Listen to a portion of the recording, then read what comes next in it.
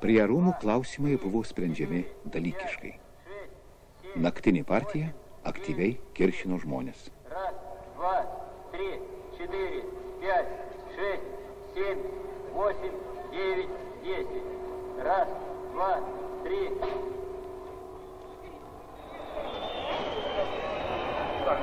Товарищи, просим спокойствия, просим спокойствия. Товарищи!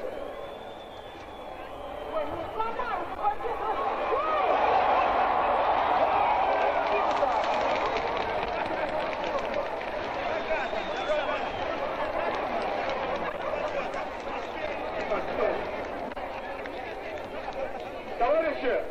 Товарищи, внимание! Товарищи! Микрофон отключены меня. Товарищи!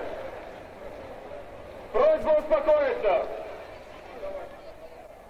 Ir vėl žodis Amerikos biznieriui ponui Kazickui. Aš žinau, kad reiškia visi žmonės jaudinasi dėl sovietų reakcijos. Tas visai suprantama, reiškia, ir mes truputėlį apie tai galvojam. Na jo, bet po tam tikro laiko sovietai pamatys, kad ką mes padarėm yra visiškai teisinga ir kad jiems bus labai naudinga netgi. Ir aš manau dėl to, kad kai mes padėsim derybas, jos kaip paprastai su sovietais bus sunkios ir ilgos, bet mes jas užbaigsime eventualiai gerai.